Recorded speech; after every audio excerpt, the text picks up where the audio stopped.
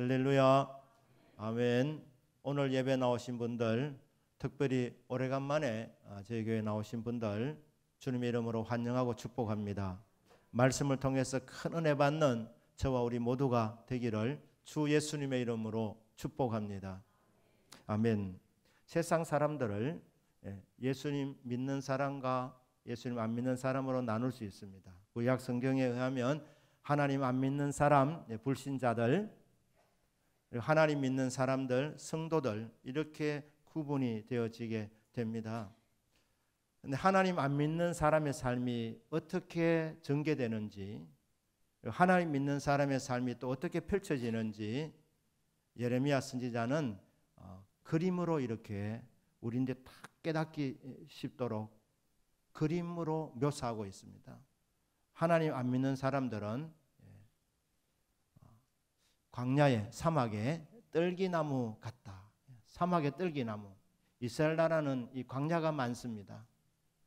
그래서 잎이 푸르고 아주 아름드리 큰 나무는 귀합니다. 사막의 떨기나무가 어떤 나무인지 압니다. 사막의 떨기나무 같은 인생이 있고, 하나님 믿는 사람은 물가에 심어진 나무라, 그렇게 말씀합니다. 나무에 의해서 나무의 크기와 그리고 열매가 결정되는 것이 아니고 가장 중요한 것은 어디에 심겨졌느냐 하는 것입니다.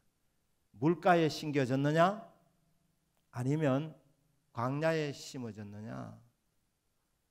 광야에 심겨진 것, 사막의 이 떨기나무 어떻게 된다 그럽니까? 6절에 보시면 그는 사막의 떨기나무 같아서 좋은 일이 오는 것을 보지 못하고, 사막의 떨기나무는 미래가 어둡다고 말씀합니다. 좋은 일을 결코 보지 못하게 될 것이다. 고생하다가 죽고 그 이후에 영원한 멸망을 당하게 됩니다. 이게 사막의 떨기나무의 미래입니다. 펼쳐지는 인생이 그렇습니다. 광야, 간조한 곳, 건건한 땅, 아주 메마른 곳입니다. 그렇기 때문에 여기에서 자라는 나무는 크지를 못합니다. 죽지 않으면 겨우 사는데 간신히 살아가는데 나무가 아주 작고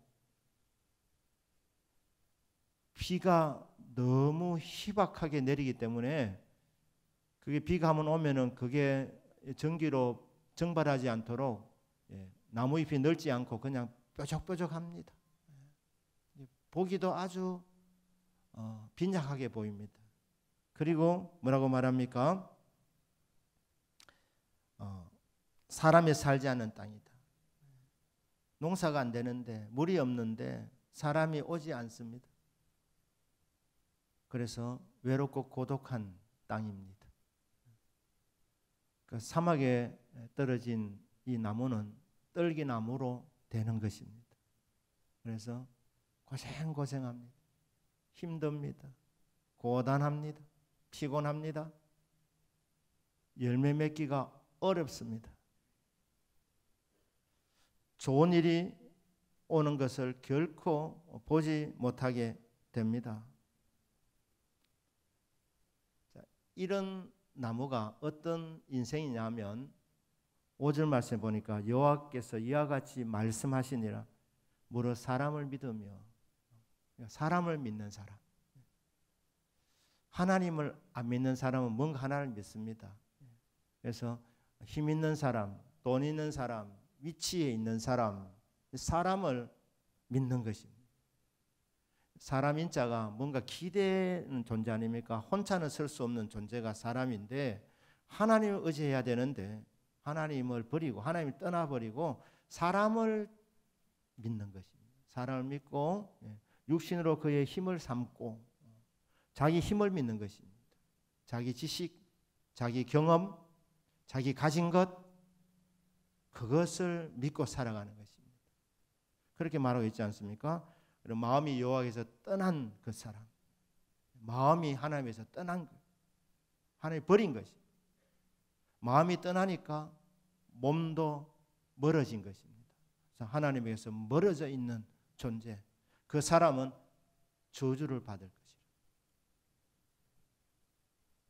좋은 일 오는 것을 보지 못하고 힘들게 살다가 그리고 죽게 되고 그 이후에 심판받아 영원한 멸망을 받게 되는 인생, 저주받은 인생이라는 것입니다.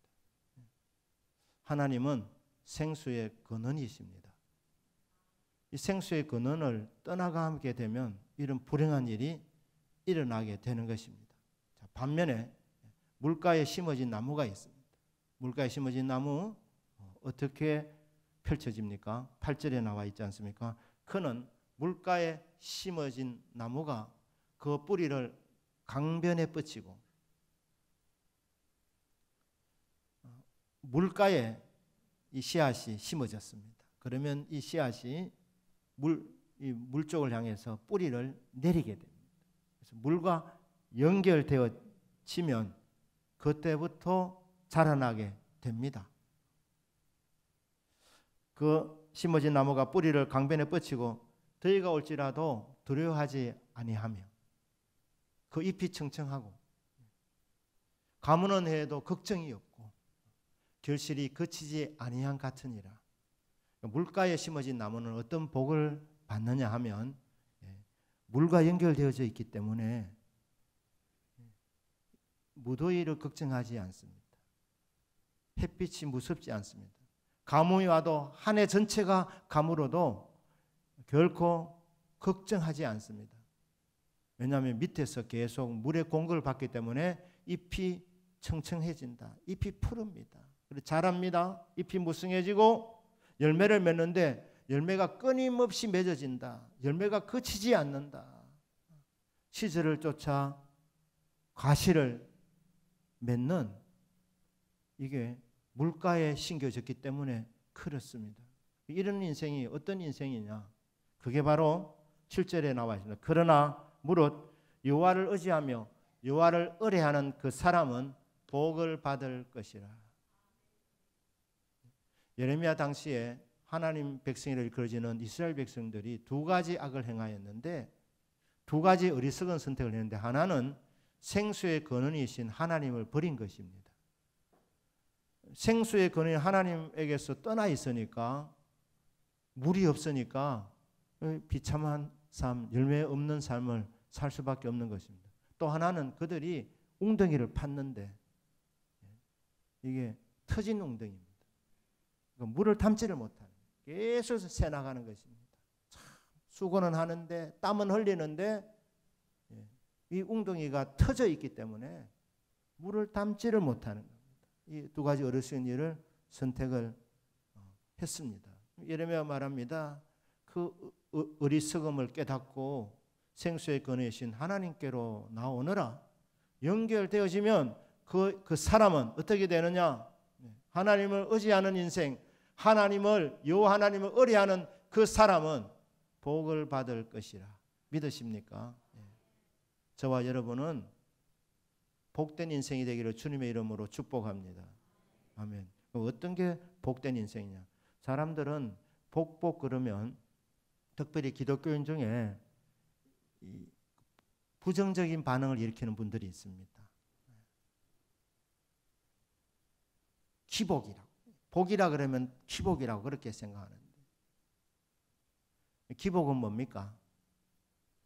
기복 신앙이 뭐냐 하면 하나님보다 물질에 더 가치를 두는 사람. 그래서 하나님 믿는 것은 수단이고 복 받으려고 그렇게 신앙생활 하는 것을 기복 신앙이라 그러는 거예요. 그러니까 기복 신앙은 한마디로 물질을 사랑하는 사람, 하나님보다 물질을 더 사랑하고 집착하는 사람이 바로 기복 신앙을 가진 사람입니다.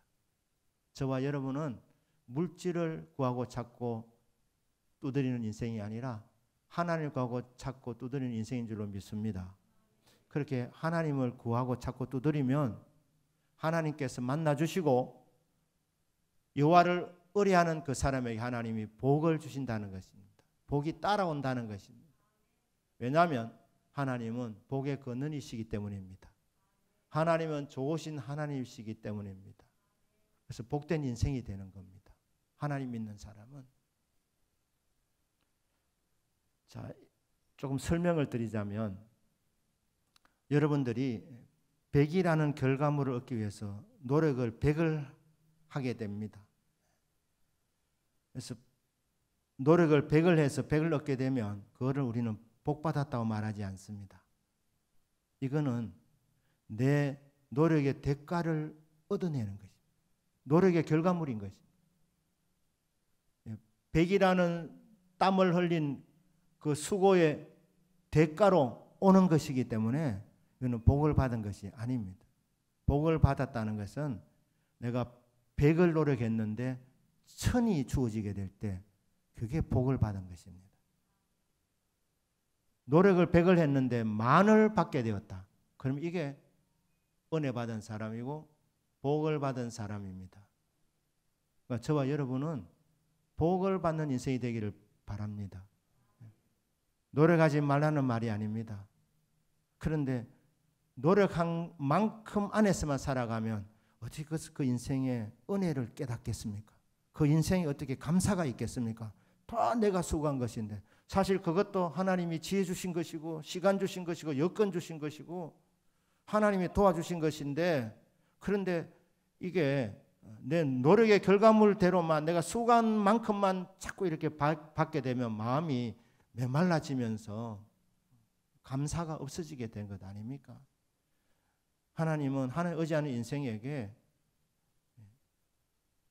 대가의 결과물을 먹으면서 살게 하는 것이 아니라 하나님이 은혜로 복을 받아 누리면서 살게 주시는 하나님인 줄로 믿습니다.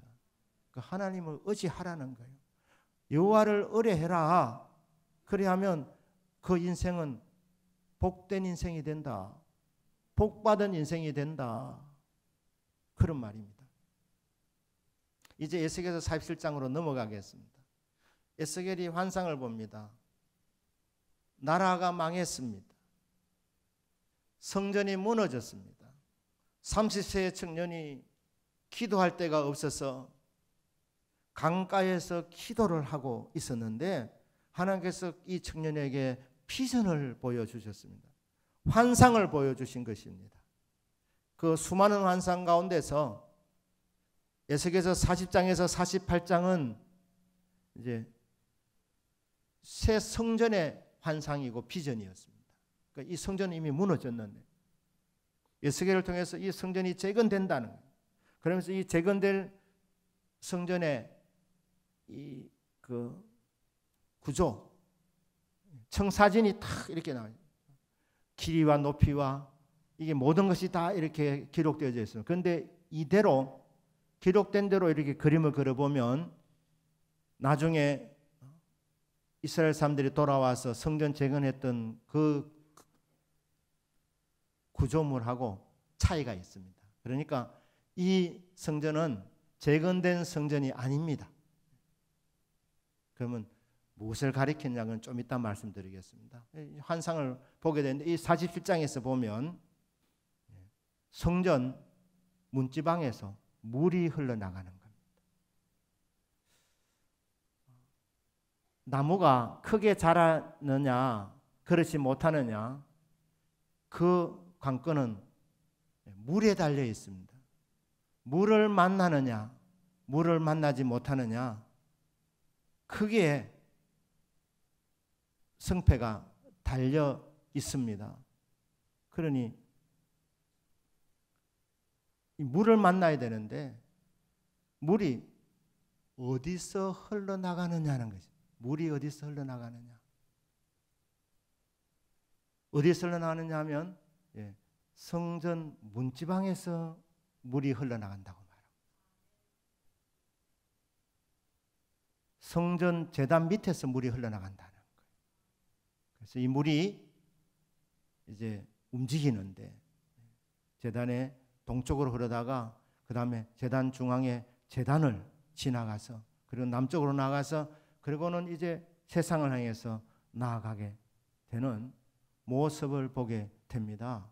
자, 이렇게 물이 흘러나가게 되는데 출발지가 어디냐? 물의 근원이 어디냐? 바로 그 물의 근원은 성전 문지방이라는,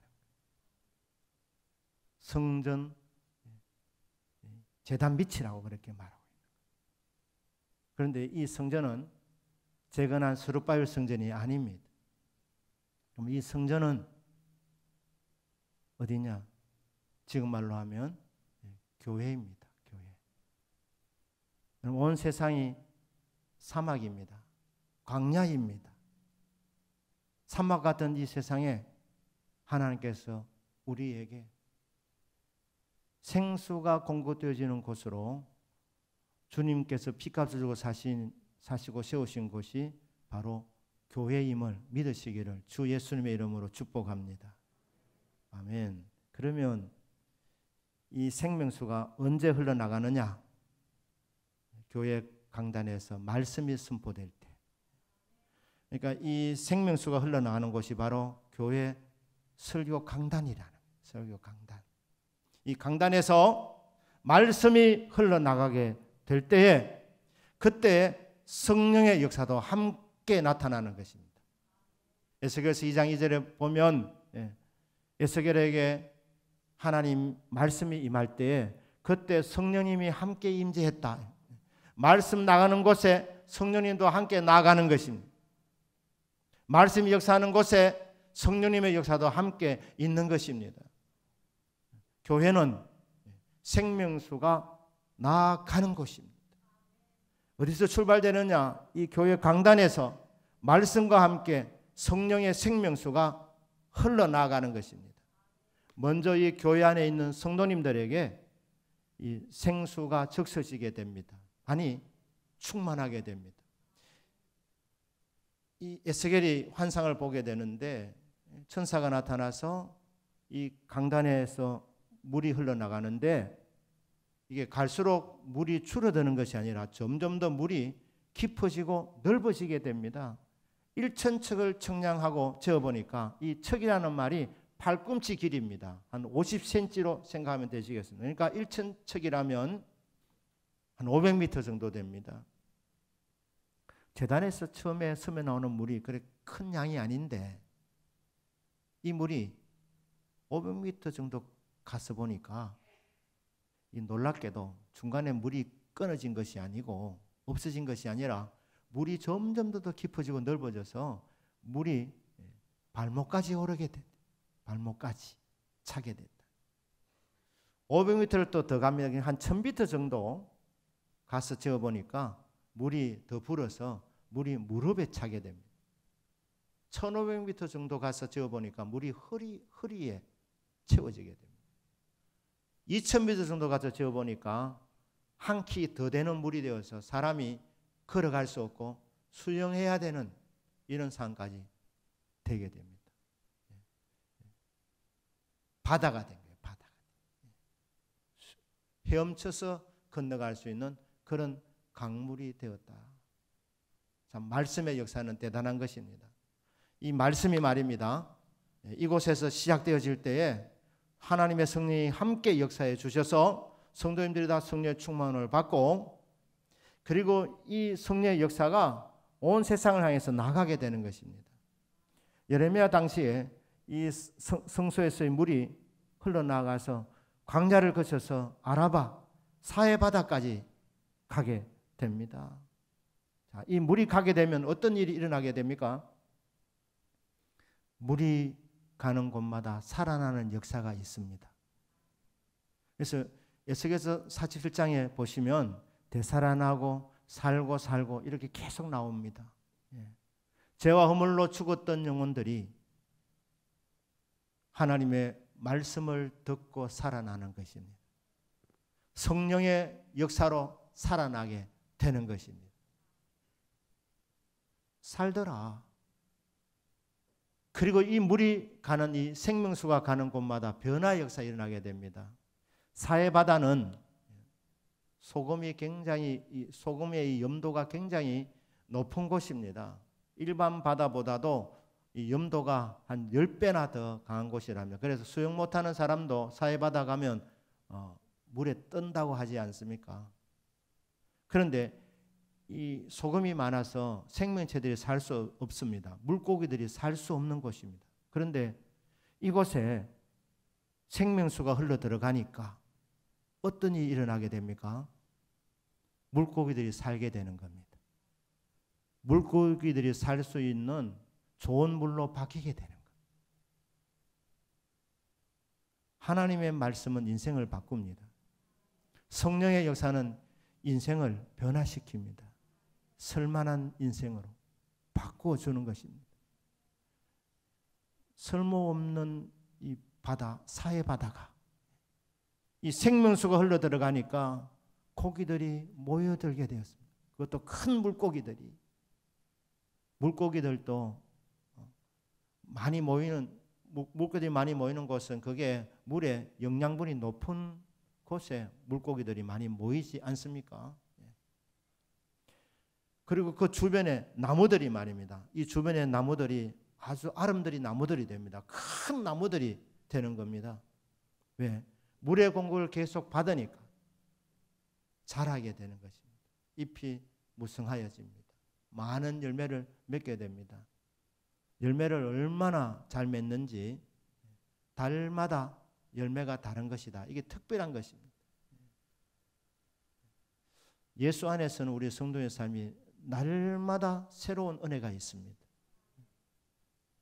인간의 머리로는 계산이 되지 아니하는 하나님 특별한 방법으로 이 나무는 달마다 색다른 열매를 맺게 하는, 그래서 달마다 새로움을 경험하게 하는 이런 특별한 기적을 경험하게 된다는 것입니다. 열매 맺는 삶, 열매 풍성한 삶, 그리고 이 열매가 굉장히 맛이 있습니다. 먹을 만한 것이다. 그렇게 말해요. 먹을 만한 것이다. 그 다음에 뭐가 있습니까? 그 잎사귀는 약재료가 되리라. 이 생명수는 치료의 강물이 되기도 합니다.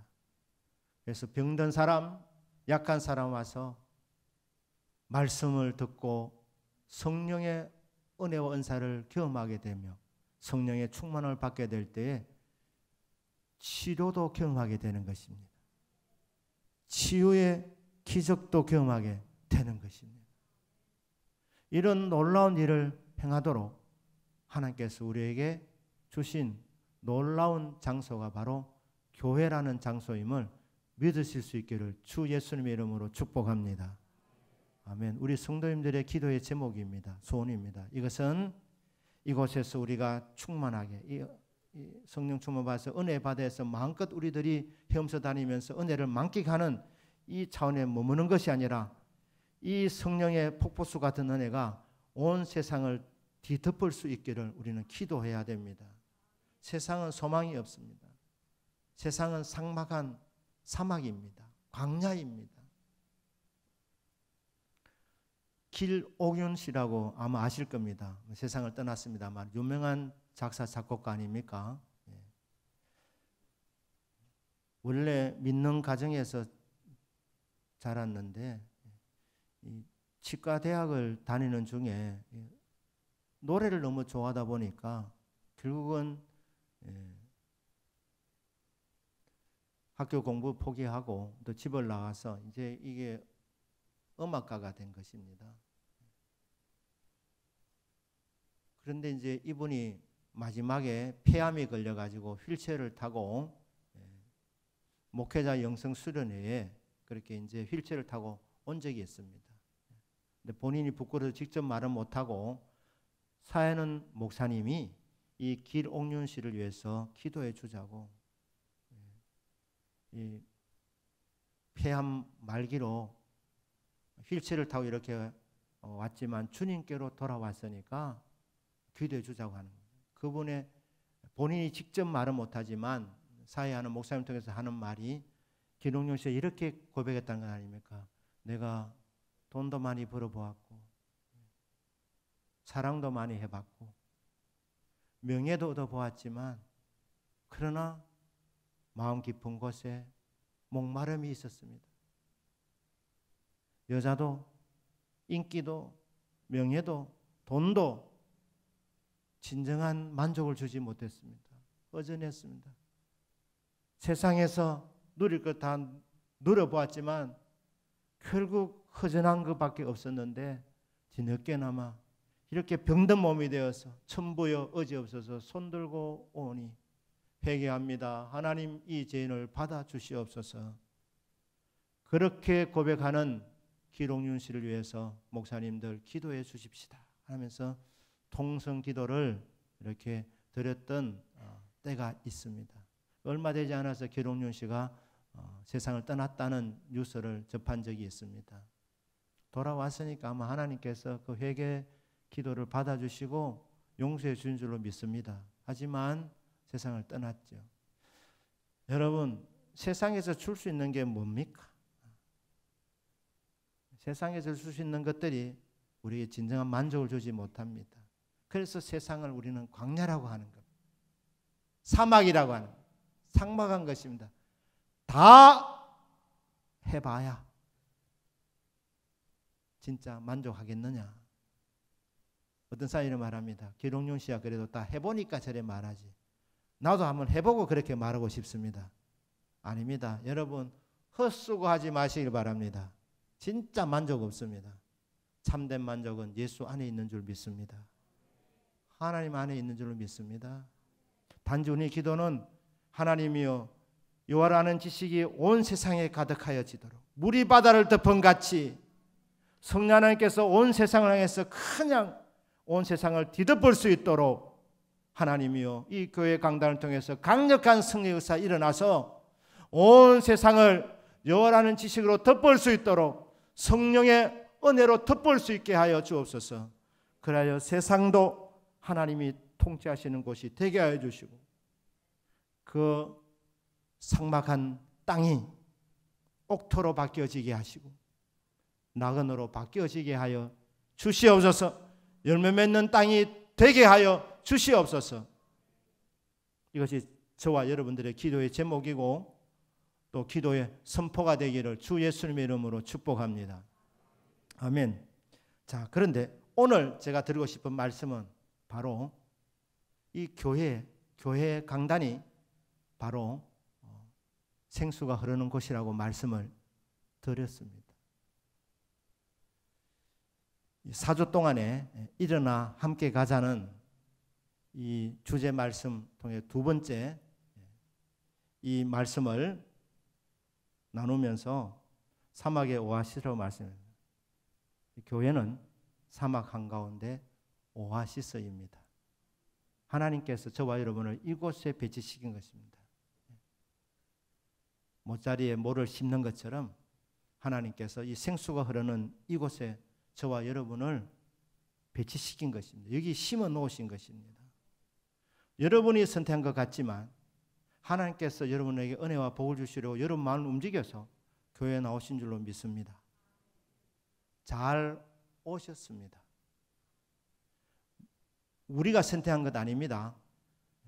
우리가 물가에 우리가 선택해서 심은 것이 아니라 물가에 심어진 나무입니다. 심어진 나무. 누가 심었습니까? 하나님께서 심으신 것입니다. 우리를 이곳에 심어 놓으신 것입니다. 그래서 강단을 통해서 말씀이 선포될 때 은혜 받도록 성령의 생수를 계속해서 먹고 마시도록 아직까지 대면 예배를 드리지 않고 계시는 분, 오늘 방송 듣고 계시는 분은 다음 주는 꼭 여기서 배울 수 있기를 주님의 이름으로 축복합니다. 이곳이 생수가 흐르는 곳이기 때문에 오셨으면 할 일은 딱 하나입니다. 마음문을 열고 말씀을 들으시면 됩니다. 받으시면 됩니다. 거절하지 아니하시고 아멘 아멘으로 받으시면 된다는 말입니다. 그리고 성령의 역사를 그냥 믿음으로 받으시고 동참하시면 되는 겁니다. 그럼 어떤 일이 일어나느냐? 여러분 가운데 치유의 역사 일어나게 됩니다.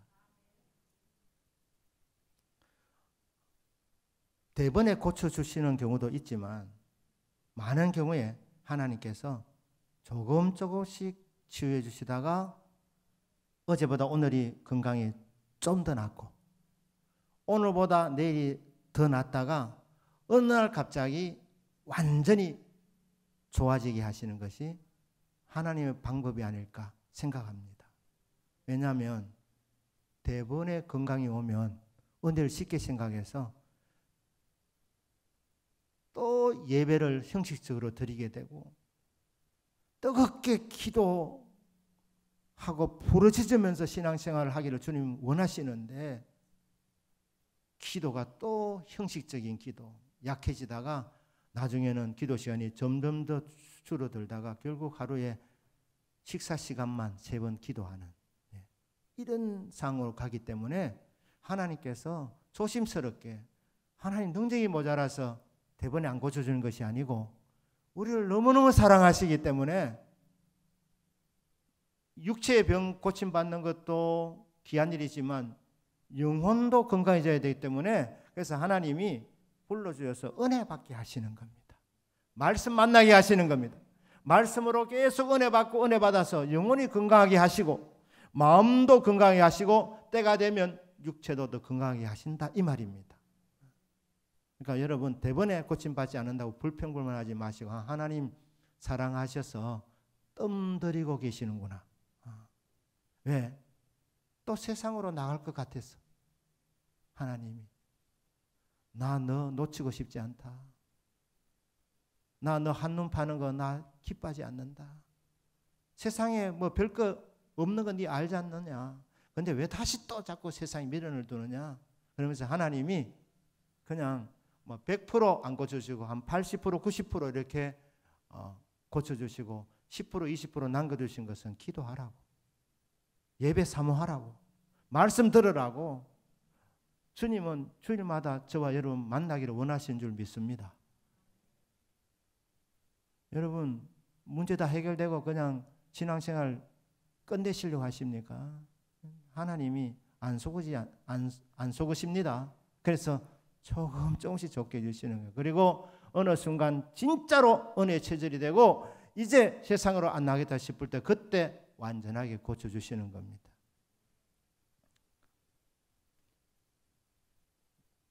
강단에서 선포되는 말씀을 사모하시고 말씀에 은혜 받으시기를 주 예수님 이름으로 축복합니다. 이 말씀을 통해 우리는 치료받고 성령의 역사로 인하여서 우리는 강건해집니다. 이 물을 마시면 생명수이기 때문에 생명을 얻습니다. 구원받는다는 말입니다. 그 구원받은 사람은 계속해서 생명수를 마심을 통하여서 구원의 확신을 갖게 되고 그리고 구원받은 자들께 구원을 누리면서 살아가게 됩니다. 이 생명수를 마시면 다시는 목마르지 않습니다. 하나님 만나지 못한 사람은 아무리 세상에서 성공해도 목마름이 있습니다. 그런데 예수를 만난 사람은 인생의 문제가 해결됩니다. 해결되었습니다. 다시는 목마르지 않습니다. 이 신비한 생명수입니다. 이 물을 마시는 자마다 다시는 목마르지 아니하리라. 이 물을 계속 마시면 여러분 변화됩니다. 능력이 있는 자, 선한 영향을 끼치는 자로 변화시켜 주십니다. 그리고 먹을 만한 인생, 사람들에게 매력을 느낄 수 있도록 유용한 인생으로 하나님께서 만들어 주신다는 것입니다. 우리가 할 일은 딱 하나입니다.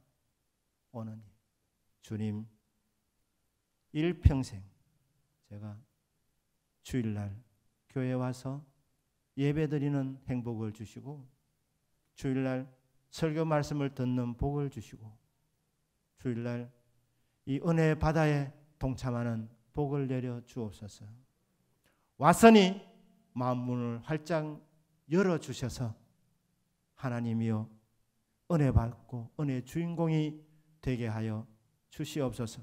말씀이 들려지게 하옵소서. 말씀이 믿어지게 하옵소서. 말씀이 나의 것이 되게 하여 주시옵소서. 은혜 주시려고 저와 여러분을 교회로 보내주셨으니 이곳에서 주님의 은혜를 받고 받음을 통해서 장성한 나무로 그렇게 아름답게 성장해서 많은 사람들이 그 혜택을 보게 되는 그런 은혜가 있으시기를 주 예수님의 이름으로 축복합니다. 아멘. 기도하겠습니다.